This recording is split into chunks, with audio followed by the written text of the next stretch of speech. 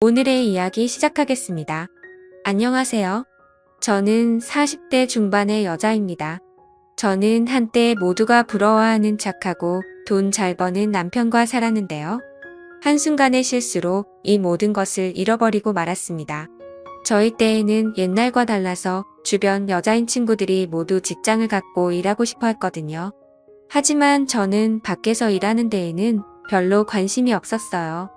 제 꿈은 형모양 처이자 살림자라는 가정주부였죠. 친구들은 다 비웃었어요. 꿈을 크게 가져라. 옛날 사람처럼 주부가 되고 싶다면 어떡하니. 그래도 저는 남편을 내조하고 뒷바라지하고 싶은데 어쩌나요? 가정 도우미나 아이를 키우는 직업도 전문적으로 있잖아요. 저는 돈을 안 받을 뿐이지 사랑하는 남편과 아이를 위해 일하고 싶을 뿐이었습니다. 제가 일찍부터 가정을 이루고 싶은 사람이어서 그런지 어릴 때부터 이상형이 남들과는 달랐습니다. 다른 여자친구들은 20대 초반에는 잘생기고 키 크고 재미있는 남자를 선호했는데요. 저는 못생기고 숙맥이더라도 가정적이고 돈 잘 버는 남자를 만나고 싶었죠. 그렇게 직업 좋고 순수한 남자를 만나 결혼까지 하게 되었습니다. 남편은 유명 금융계 회사에서 일하고 있어서 돈도 잘 벌고 승진도 빨랐었죠. 거기서 아이만 생기면 제가 생각하던 완벽한 가정이었죠. 그런데 아무리 노력해도 아이가 생기지 않더라고요. 저희 부부는 아이를 너무 갖고 싶었는데 말이에요. 병원에 가서 확인을 해도 남편 쪽도 저도 아무 문제가 없었어요.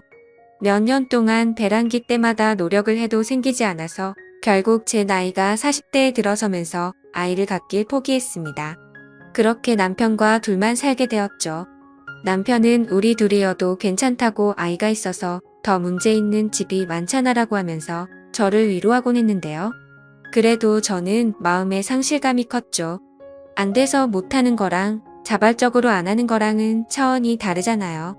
둘만 살다 보니 적적하고 친구들의 아이들이 쑥쑥 크는 것도 부럽고 남편과 결혼할 때는 단점이라고 느껴지지 않았던 것들도 점점 크게 느껴지더라고요. 성실하고 착하기는 한데 재미도 없고 특히 밤에 함께 있을 때면 한결같이 재미없는 사람이었거든요. 무언가 하려고 시도를 해도 잘 되지도 않았고요. 남편과 결혼하고 나서 아이를 갖기 위해 의무적으로 하는 것 말고는 거의 안 하게 되더라고요. 남편이 요구도 하지 않았고요.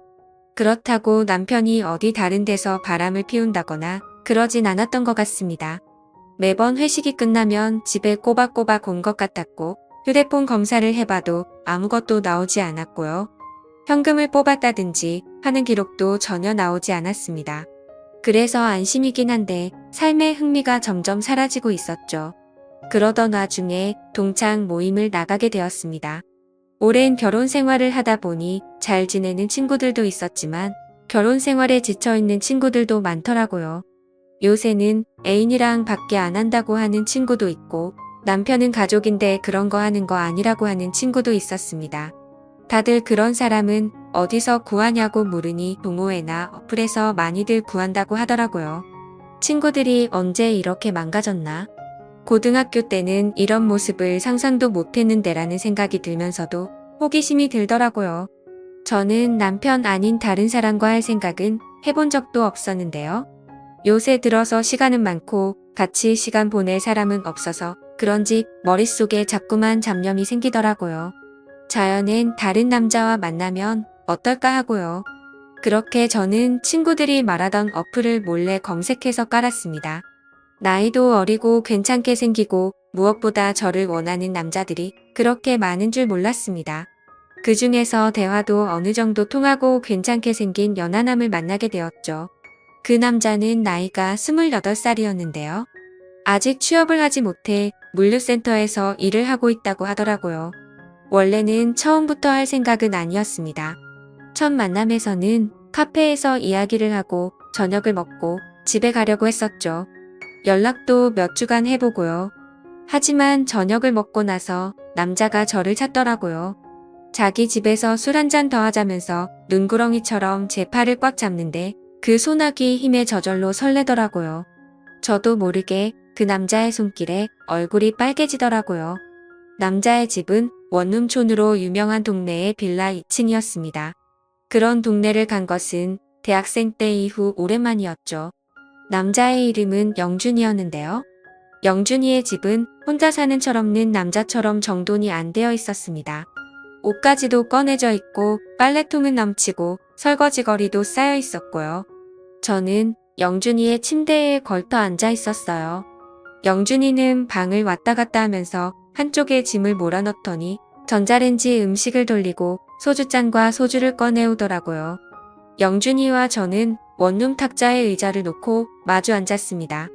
그렇게 한 잔 두 잔 마시더니 어느덧 몇 번을 마셨는지 기억이 나지 않을 정도로 많이 마시게 되었습니다.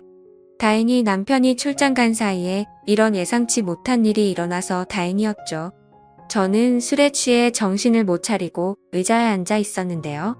영준이는 너무 힘들어 보이는데 그러지 말고 편히 누워서 쉬라고 하더라고요. 술을 몇 잔 마시더니 친해졌다고 생각했는지 이제는 누나라고 부르지도 않더라고요. 제가 거부할 새도 없이 어느새 저는 영준이와 실수를 저지르고 말았습니다. 남편에게는 미안했지만 하지만 정말 좋았습니다. 온몸이 살아나는 듯한 기분에 녹아내릴 것 같았죠. 마치 연애를 처음 할 때 그 기분이랄까요? 솔직히 그날 이후로는 남편과 함께 있는 시간이 지루하고 식상해지더라고요. 그래서 저도 모르게 남편한테 볼멘 소리가 자꾸만 나오더라고요. 원래는 그런 적이 한 번도 없었는데 말이에요. 그렇게 저는 남편과의 사이는 멀어지고 연하남에 중독이 되어가고 있었습니다. 시간이 될 때마다 영준이의 집에 찾아가서 연인처럼 시간을 보냈었죠. 그러다 보니 처음에는 저를 반겨주던 영준이도 이제는 가끔씩 오라고까지 하더라고요. 그렇게 매일 같이 영준이의 자취방을 출근 도장 찍듯이 가다가 어느 날 영준이의 집에 다른 여자를 들이는 것을 목격하기까지 했습니다. 그래서 약간 서운한 마음에 저는 무작정 들어가려고 했는데 영준이는 당황해하면서 오늘은 안 될 것 같다고 하면서 막아서더라고요. 억지로 들어가려고 했는데 문틈 사이로 샤워를 하는 듯한 소리가 들렸습니다. 누구 있냐고 물어보니 친구가 놀러 왔다고 하면서 저보고 집에 가라고 하더군요.